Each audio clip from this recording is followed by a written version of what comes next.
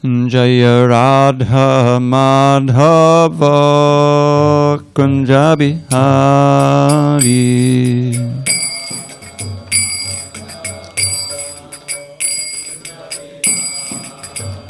Jaya Radha Madhava Kunja Bihari.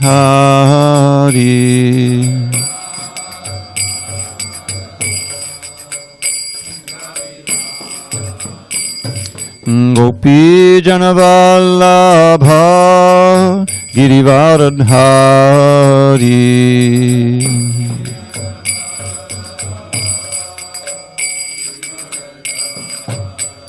Jaya Gopi Janavallabha Girivaradhari.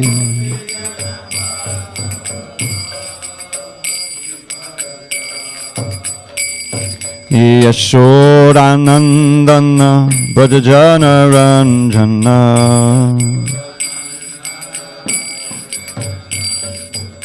Yashodanandana Brajajana Ranjana.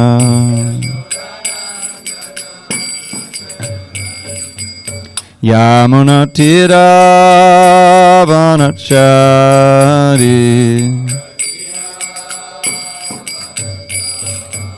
Yamuna Tira Vanachari.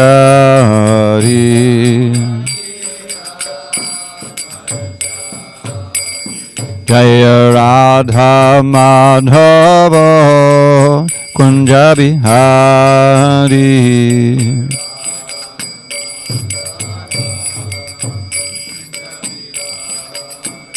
Jaya Radha Madhava Kunja Bihari.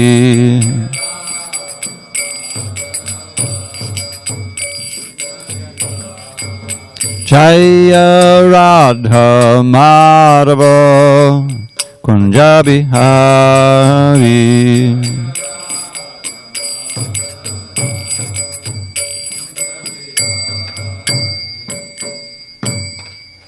Jai Om Vishnupad Paramahansa Purujikacharya Ashtotar Dadashi Srimad Divine Grace Srila A.C. Bhaktivedanta Swami Prabhupada Ki Jai. ISKCON BBT Founder Acharya Srila Prabhupada Ki Jai. Jai Om Vishnupad Paramahansa Purujikacharya Ashtotar Dadashi Srimad Divine Grace Srila Bhakti Siddhanta Saraswati Thakur Ki Jai. Ananta Koti Vaishnavana Ki Jai. Namacharya Srila Haridas Thakur Ki Jai. Grantaraj Srimad Bhagavatam Ki Jai. Samaveta Bhaktavrinda Ki Jai. All glories to the assembled devotees. All glories to the assembled devotees. All glories to the assembled devotees. All glories to Shri Guru and Gauranga. Narayanam Namaskritya Narang Chaiva Narottamam Devim Saraswatim Vyasam Tato Jayamudirihet. Before reciting the Srimad Bhagavatam, which is our very means of conquest, we should offer our respectful obeisances unto Lord Narayan, the Supreme Personality of Godhead, and to Narayan Rishi, the supermost human being, and to Mother Saraswati, the goddess of learning, and to Srila Vyasadeva, the author, and unto Srila Prabhupada, the translator, commentator, and our spiritual master. Nashtaprayesha Bhadreshu Nityam Bhagavata Sevaya Bhagavatyuttama Shloke Bhakti Bhavati Naishtiki. By regular attendance in classes on Srimad Bhagavatam and by rendering devotional service to the pure devotee, all that is inauspicious within the heart is destroyed almost to nil, and loving devotion to the Supreme Lord, who is glorified in transcendental songs, is established as an irrevocable fact. Om Namo Bhagavate Vasudevaya. Om Namo Bhagavate Vasudevaya. Om Namo Bhagavate Vasudevaya.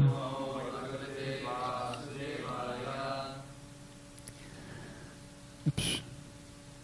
On this 4th day of August, 2021 in San Diego, we're reading from Srimad Bhagavatam, translation and commentary by His Divine Grace, HG Dravida Swami Prabhupada. And we are in Canto 5, The Creative Impetus, Chapter 1, The Activities of Mahārāja Priyavrata, Text 41, which is the concluding text in the chapter. Bhomam, Divyam, Manusham, Cha, Mahitvam, Karma Yogajam, Yash Chakre, Nirayalpamyam, Purushanujana, Priyaha, Bhaumam Divyam Manushancha, Mahitvam Karma Yogajam, Yash Chakre Nirayalpamyam, Purushanujana Priyaha, Bhaumam Divyam Manushamcha, Mahitvam Karma Yogajam, Yash Chakre Nirayalpamyam, Purushanujana Priyaha, Bhaumam Divyam Manushamcha, Mahitvam Karma Yogajam, Yash Chakre Nirayalpamyam, Purushanujana Priyaha,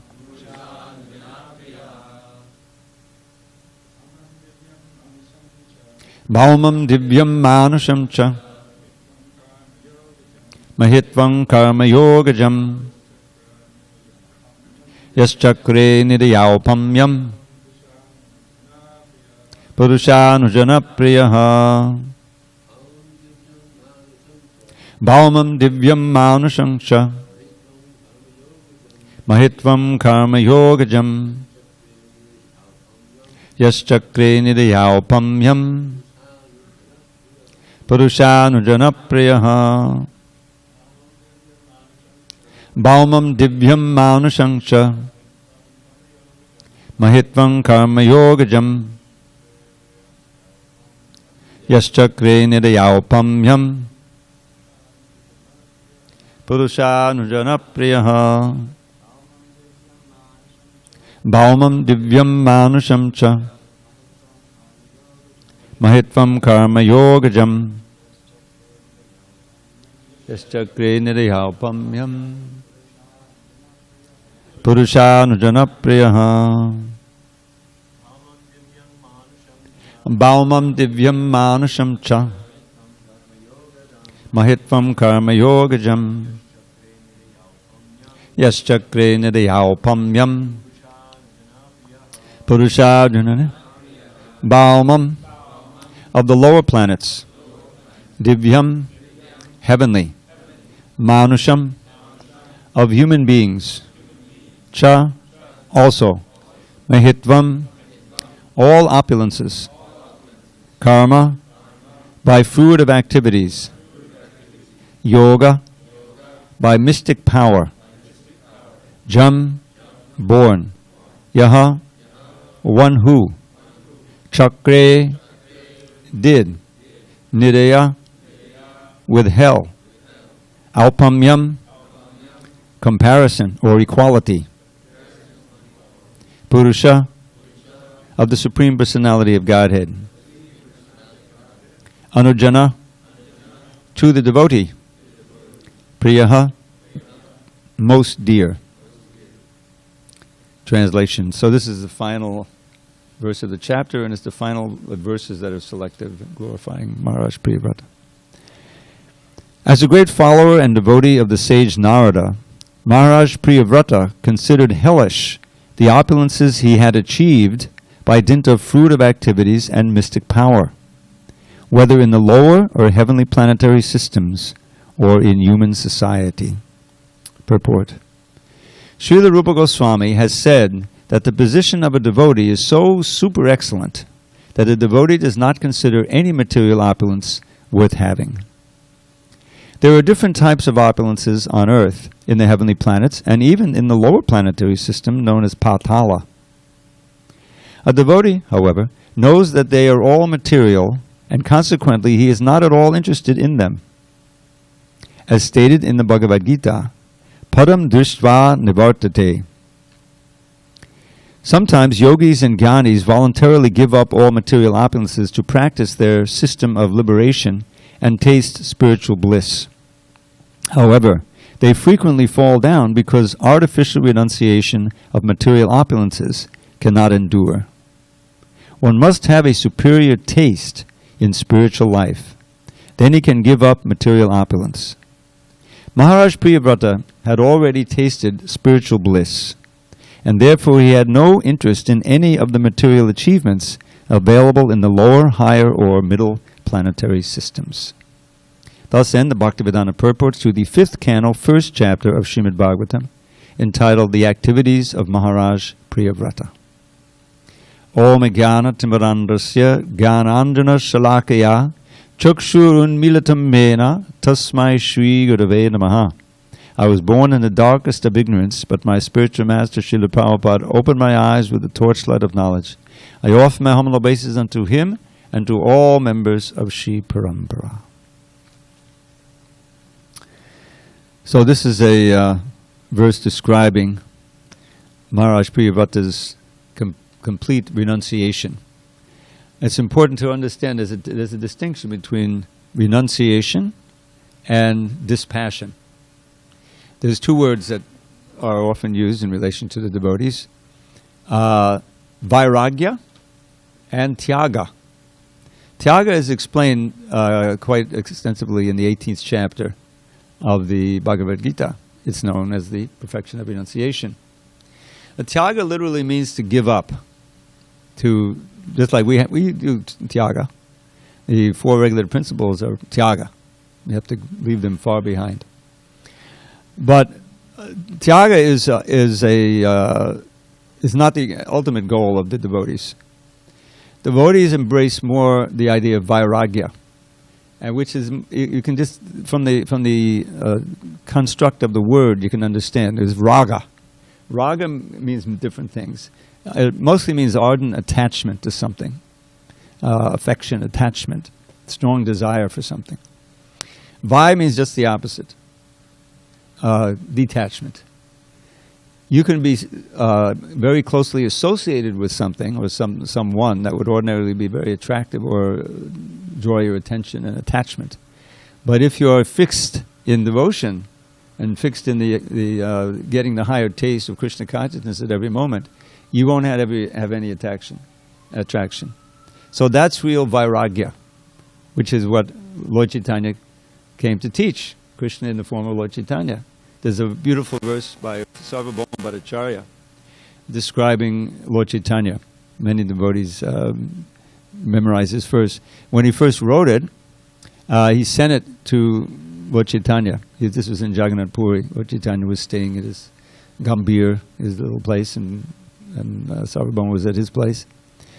And when Govinda saw it, Govinda was Lord Chaitanya's servant. Even though he was the god brother officially, he took the role of a servant. Lord Chaitanya accepted because that was the order of Ishvara Puri, their spiritual masters, both of their spiritual master.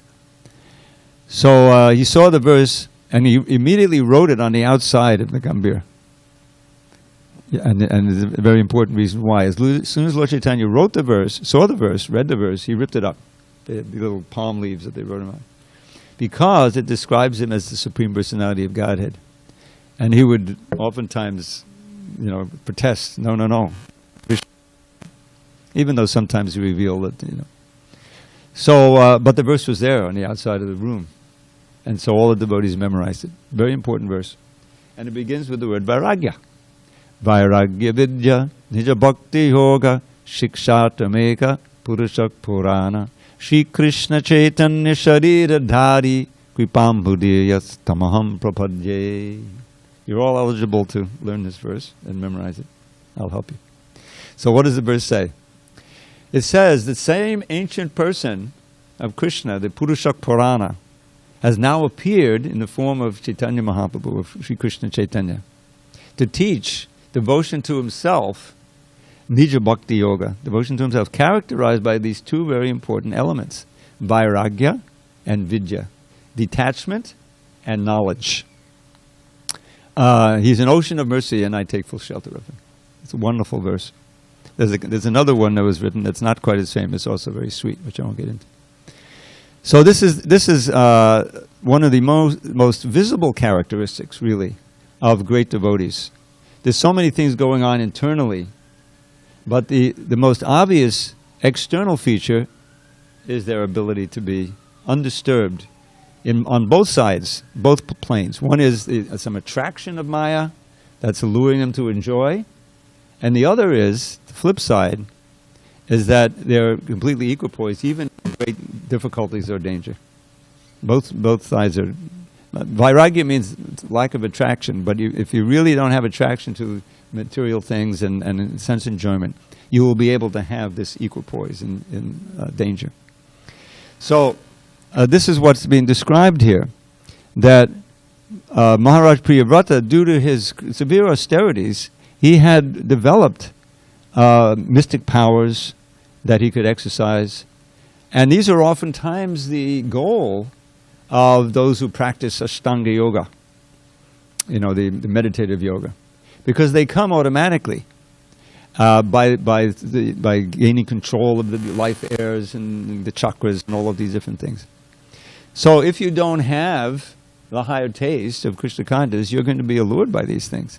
Just imagine, all of a sudden, now of course you're bhaktis, you better, who cares, but just imagine you could reach your hand out and get anything you wanted from anywhere.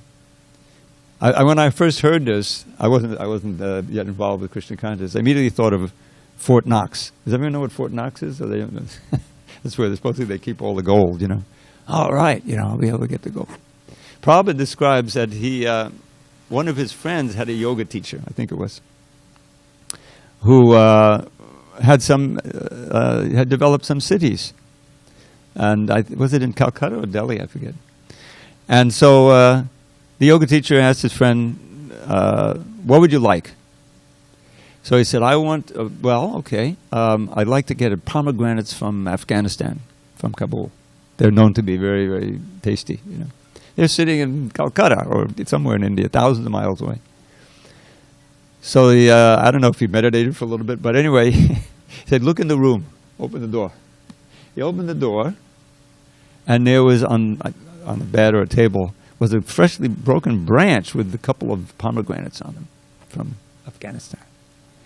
Now you can imagine if how that would cause you so much amazement. So these and many others, when we read in the third canto, the marriage of Kardamuni to his Devahuti. And Kardamuni was a real ascetic yogi, meditative yogi, But somehow the desire came to be married. So Swayambhuva Manu brought his daughter, and they were married. And then he resumed his asceticism, So she's following her husband, and she, her hair became all tangled up, and she was just serving him. So finally he said, well, this isn't so good. My wife, really, she was a queen, she was a princess, and now she's...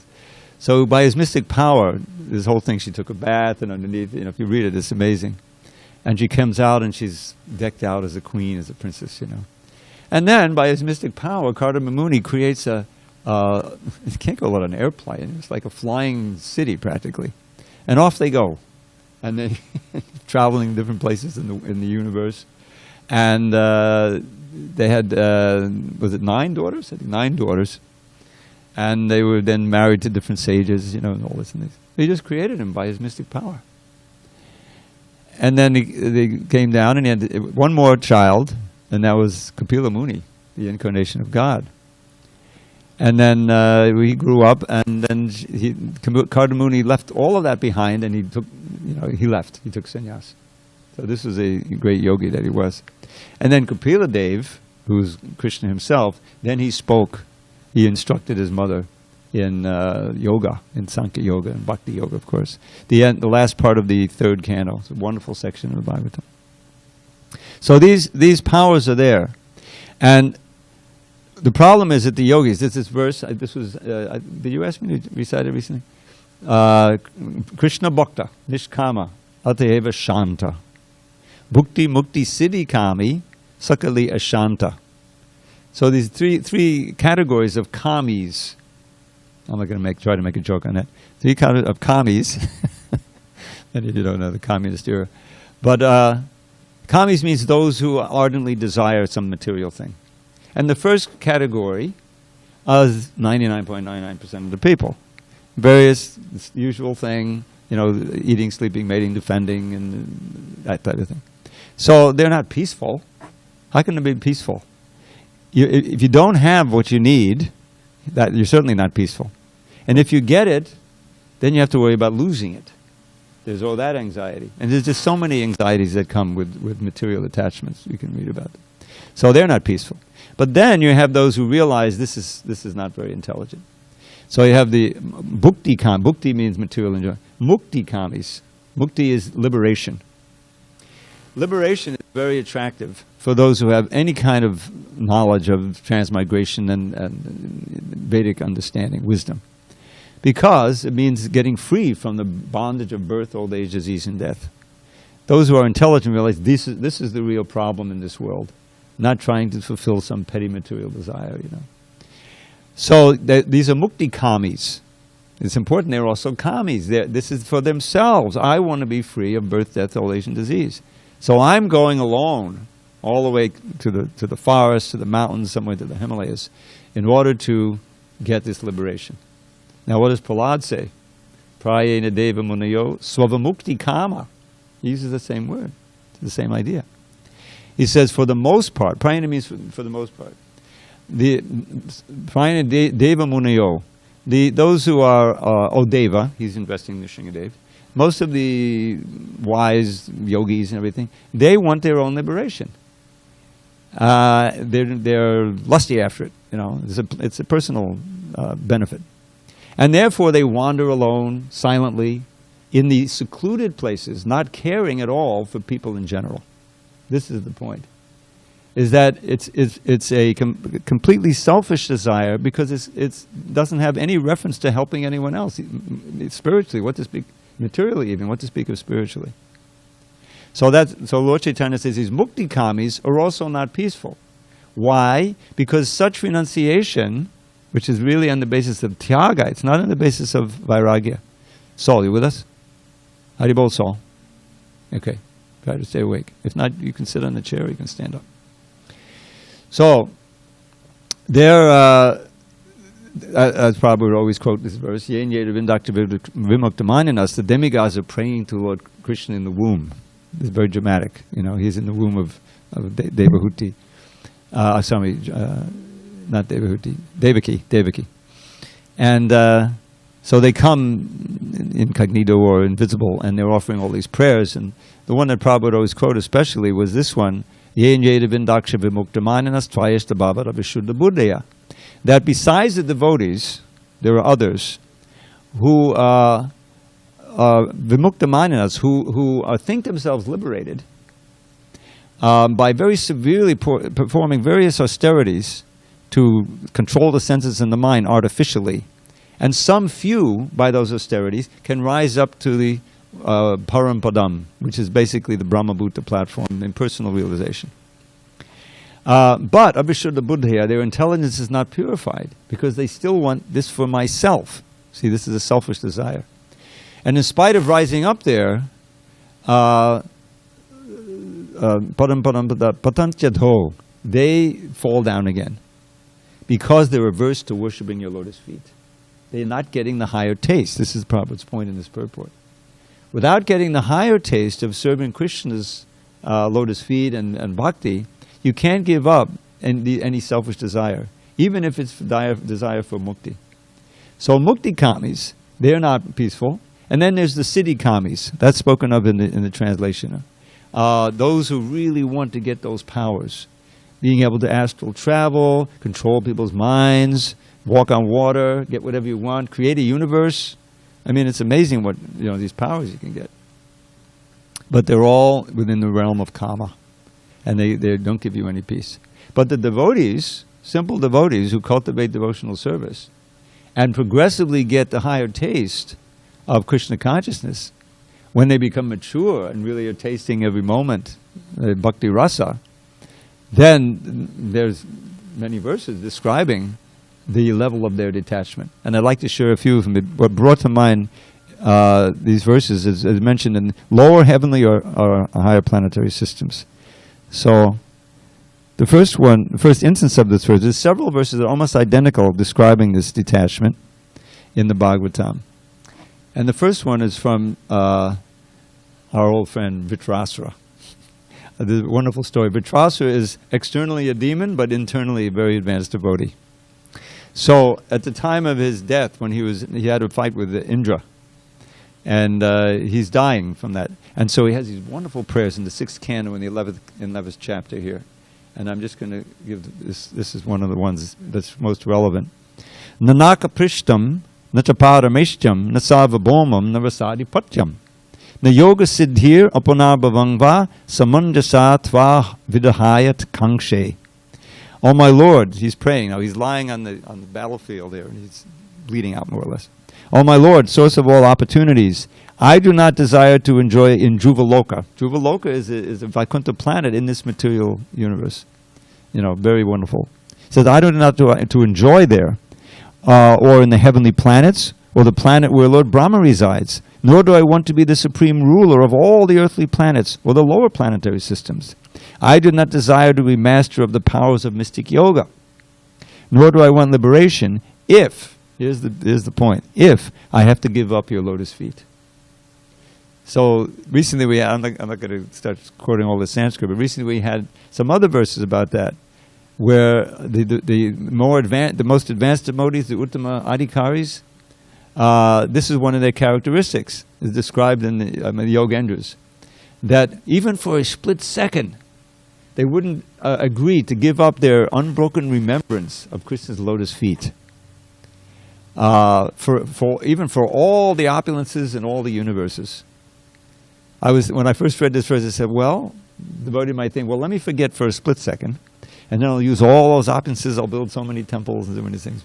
But they're so attached to that lotus feet, those lotus feet, that they wouldn't agree, to that. So this is the higher taste. And again and again you hear about it. Yamunacharya with his famous verse. He was a great king, an emperor, and he had so much facility for sense gratification. But in his early life, he'd been, cultivating devotion. He'd become very advanced. And then he got a kingdom, and he enjoyed for a while. And then he again gave all that up. And so now he's remembering some of the enjoyments, and he says, since I've been tasting at every moment the rasa, the ananda of serving Krishna's lotus feet, then when these memories, because then sometimes they come unsought, they just come to mind, of enjoying sex with a woman, I spite at the thought, Prabhupada says. I spit at the thought. My mouth turns in distaste. To really feel that kind of disgust at sense gratification, this is a sign of incredible renunciation, rather dispassion, vairagya. So this verse is repeated practically verbatim by none other than the wives of Kaliya. Yes, the Nagapatnis were very advanced. And they start out, Nanaka Prishtam Natasarva Bhomam. The same words. Naka Prishtam is heaven, rule over the whole earth. Parameshtam, the topmost position of Brahma, the rule of the lower planets. Yogic cities, liberation. The same list is here. Their last line is different. We simply desire that... They're describing those. They are not interested. Those who have attained the dust of your lotus feet are not interested in all of these perfections of yoga or even in liberation of itself. So they're describing the great devotees. The same verse is repeated. When you see a verse repeated like that, it's worth meditating on. And finally, there's one more instance here of one I wanted to share. And Nanaka Prishtam. Again, the same words are repeated. But this last line, Vanchanti yat pada rajak papanna. Those who have attained the dust of your lotus feet never hanker for the kingship of heaven. So it's the same idea as the Nagapatnis. So this is the one of the signal characteristics of great devotees. And you notice how when Rupa Goswami, in the very first verse of the Upadeshamrita, he's really describing who you can search for as a guru, the qualities of a guru. And what does he describe? Some very down-to-earth things. What is it? Vacho vegam, manasakroda vegam, jivva vegam, muradopasta vegam, etan vegam, yovashaheta dhira, sarvam apimam pratabhingsa shishyat. Those that can control the urges of the words to speak, of the mind's demands, and anger, which sometimes can take hold of one and do things you would never do before, Or those are subtle ones. Then the more obvious ones, gross ones, or the urges of the tongue, belly, and genitals. Those who, and these you can see. In other words, these are things you can see. Someone like that can make disciples all over the world. So it's not just that someone has those qualities for a short time, but this is a person who you're seeing never loses it and becomes enraged and angry and does something like that. No, that's under control. And so this is a very signal characteristic of the great devotees, is that they have control. Right in the second chapter, there's several verses Lord Krishna gives describing this highest level. Prajahati yada kaman sarvan parta manogatan. One who gives up, kicks away all material desires. Prajahati yada kaman sarvan manogatan. Atmaneva tushta stita pragyastadori. Is satisfied by tushta with bhakti, with serving Krishna. So this is one of the characteristics of Priyavrata, which is interesting because when we go back, we see that the previous verses described how, as he was doing his duty and he was, traveling around the earth, and he created that other sun. 111, what was it? 11? How was it? 111 million years, 1,100 million years. Thank you. Over 1 billion years, he definitely fulfilled his duty. But described he got married to this beautiful woman, and they were enjoying so much. He had so many children. So externally, he had lost his devotional position, but he really hadn't. This was just when the time came, he felt this tremendous surge of detachment and inspiration to again take up his renounced position that he had with Narada Muni. So it wasn't obvious. He was using that inspiration as described of the marriage and so many things, to doing all these duties, running the universe. Who can even imagine it? Cannot manage one temple, what to speak of a city or a country or a universe. So he's again taking this, and he had done so many wonderful services. We read here of these verses that we've just been studying, creating the boundaries. So there would be kind of countries. That's one of the things. And then, what was the first one? No one but the Lord could do what Mahārāja Priyavrata did. He dissipated the darkness of the night. So that's remembering his creating that other sun. And that was one thing I'd also like to share again. That came to me about the Bhagavatam. But there's also how the holy name is compared to the sun. In two very well-known verses. And I'd like to just share those with you. Because Prabhupada, he took the holy name where it had practically never been heard before. Coming to America, which is certainly benighted, dark, right? And he had such great faith in the Hare Krishna mantra. That was basically what he was giving at first, and that and his talks on Bhagavad Gita. But he had no facility. I just visualized Prabhupada in this loft, which is a big open space at the top of a building in very rejected area of New York, called the Bowery, where all what we call the homeless people would hang out. So he's in that Bowery loft, and he's chanting, with his little drum, and he's got a dozen, 15, 20 people who have come, and he's chanting. We rarely do this. An hour-long kirtan. He would basically give these hour-long kirtans before each class, and then another kirtan afterward in prasad. That was the program. What's the facility you need? A little drum and a place that where people can gather. And so he had such faith in the holy name, and that faith was rewarded with how he was able to inspire so many people who were as far away from the Vedic culture as you could be, to take up the process, to become purified, to become his devotees, and to then spread it all over the world. So by this movement, he's taken the Hare Krishna mantra all over the world, and it's just like the sun. So one of the verses is in the Ancha Lila. Some of you may be familiar with this, but I doubt if you... yes, Ancha 381. So you can chant along if you know it. Anghak sang hadatakilang sakududiyadeva sakadalokasya tadaniti vatamala jaladin jayachita mangalang hare nama. As the rising sun immediately dissipates all the world's darkness, which is deep like an ocean, so the holy name of the Lord, if chanted or uttered once without offenses, dissipates all the reactions of a living being's sinful life. All glories to that holy name of the Lord, which is auspicious for the entire world. Now this was shared by Haridas Thakur in a wonderful conclave of devotees with Raghunath Das was there as an adolescent, basically. And his father was there, his uncle was there, and others. And they were hearing about the glories of the holy name. So I won't go into the whole story, but he then was asked to explain this verse. And there's a little commentary by Haridas Thakur. Here that's recorded by Krishna's Kaviraj. So if you allow me, the senior devotees, I'd like to share my little poem that I wrote on this verse, which includes the verse and the commentary of Haridas Thakur. When the moon is invisible, withered to nil, and the sun is long gone from the sky. Now you have to know one word you may not know. Then the timorous. Timorous means easily frightened.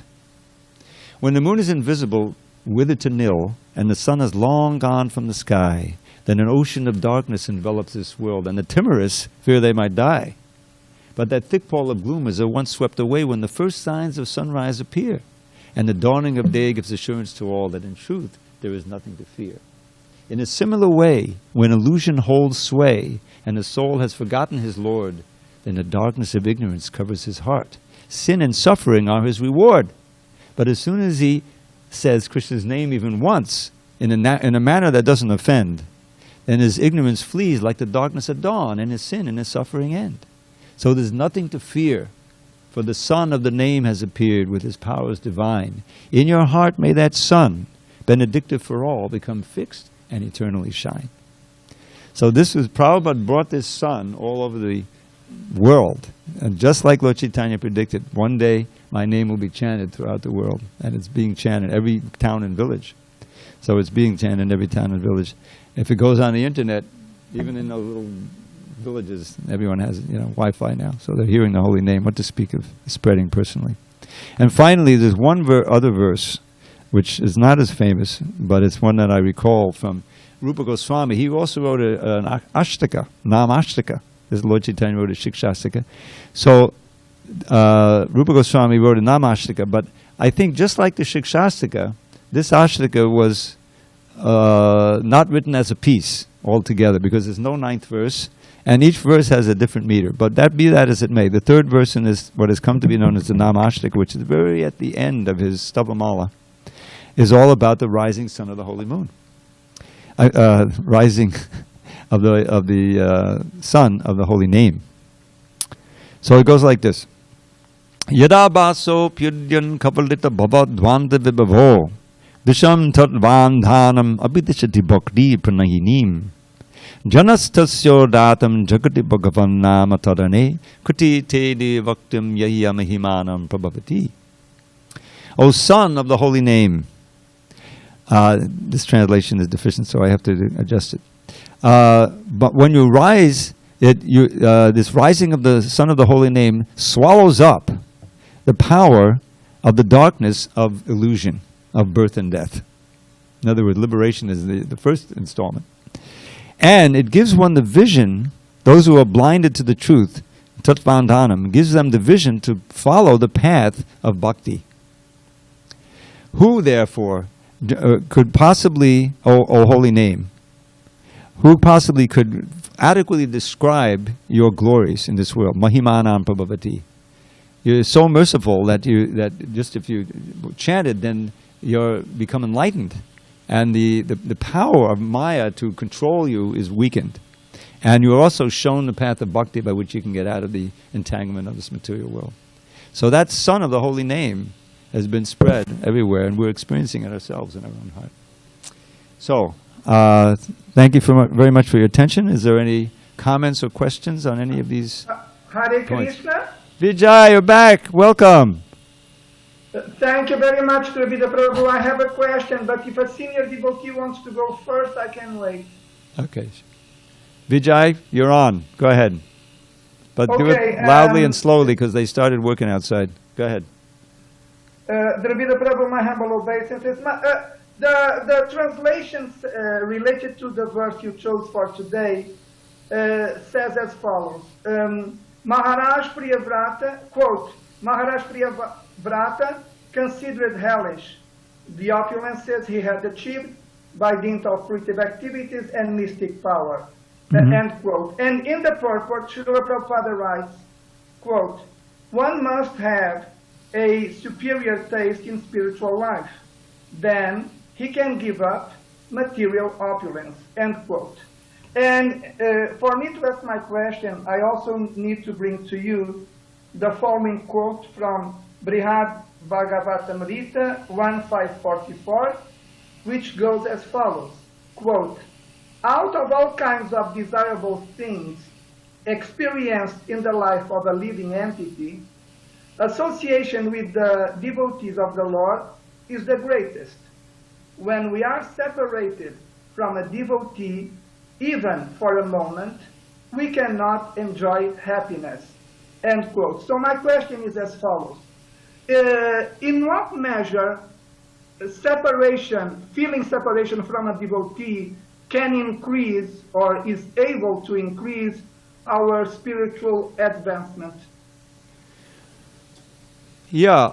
Well, there's two things going on. One is the separation, and one is feeling the separation.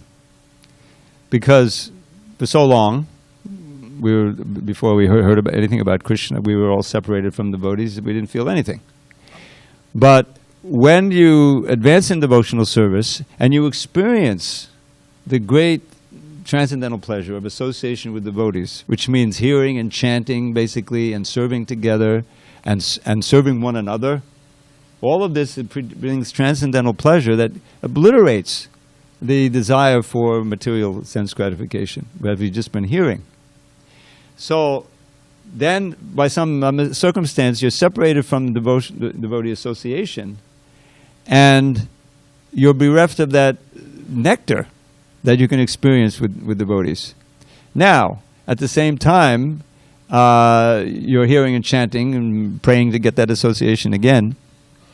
So there's just like we have the experience recounted so much in the latter part of the Chaitanya Charitamrita, the ecstasy, which looks like great suffering, of separation from Krishna.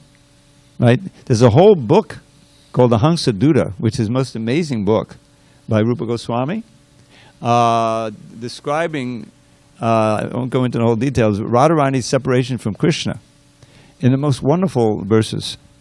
And just as when you read about Lord Chaitanya's pastimes, it's almost painful to hear how it was so much pain and separation from Krishna. He was rubbing his face against the wall and blood was coming, or he was rolling on the ground and crying out in the most pitiable way, and even his limbs were extended and all these incredible symptoms. So, it's the reason why it's at the end of this EC, where you don't read this right away, because it's hard to conceive how this can be pleasure, but it's actually, we understood, it's the highest ecstasy, the separation. And then there's the meeting, where there's a tremendous relief, and that's another kind of ecstasy, the meeting and separation. So the same thing can happen with devotees, is that if we feel separation from devotees, this is a very good sign, because it means that we are enjoying transcendental pleasure in their association, and that pleasure means that we're pleasing Krishna. So basically, you come with serving each other. You're sharing some nectar, some Krishna Katha, so much of it is in the Katha, you know. Some verse, some you're singing together, you're serving together, you're worshipping the deity, or doing Sankirtan, or some festival. This is why the festivals are so important. You come together, many of you went up to the Ratha Yatra, and you can feel how it's so wonderful seeing all these devotees, blissful. Here we can see, you know, even in now we have quite a group.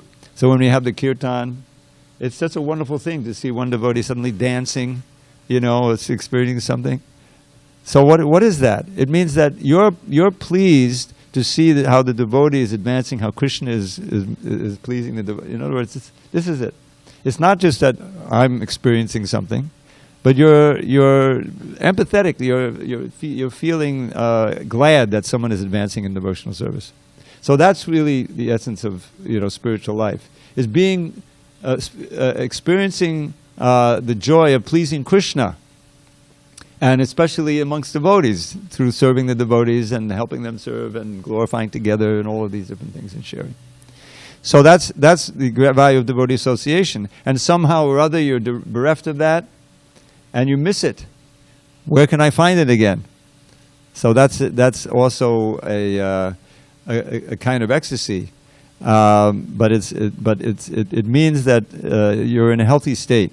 When what you miss is not some sense gratification, but that time we shared. I remember, Prabhu, we were on that bus ride and we shared so many stories about Prabhupada. You know, don't you remember? And then you see the devotee again, or you just get on, you share an email.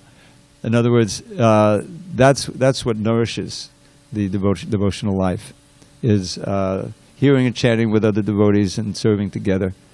So that's what is. One must have a superior taste, then you can give up material opulence. So that superior taste is the taste for Krishna, Krishna's presence. And that presence is evoked in the association of devotees. I think it was Vijay who quoted that verse recently in his class.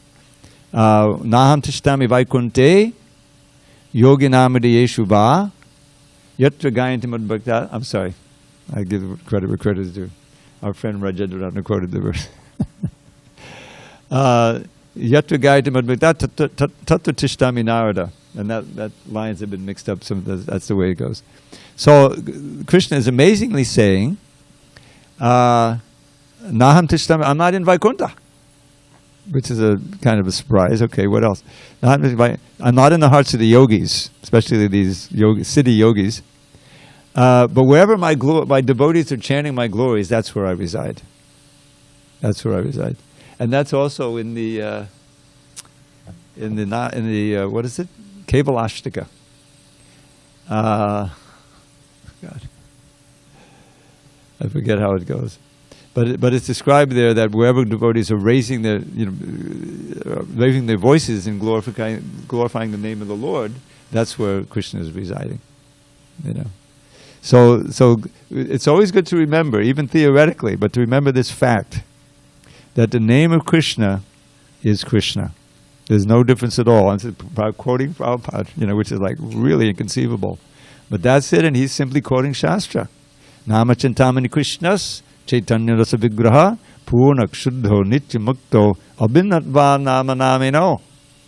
The holy name of Krishna is like a Chintamani gem. Why is it compared to a Chintamani gem? Because it transforms your consciousness.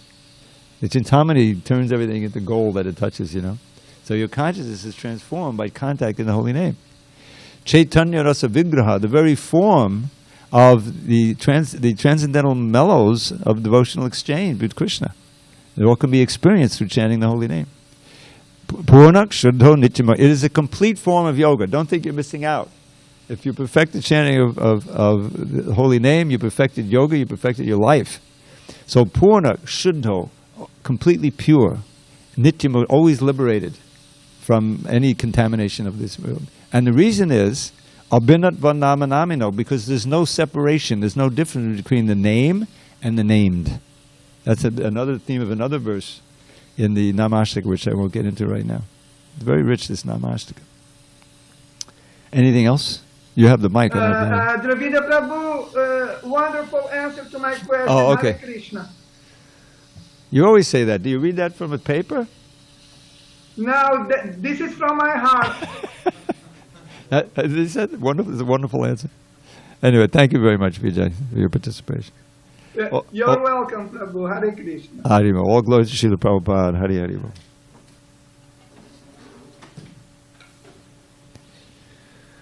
Hare Krishna. So what do you think, Saul? Can you memorize that verse? Ang hak sang hadabakilang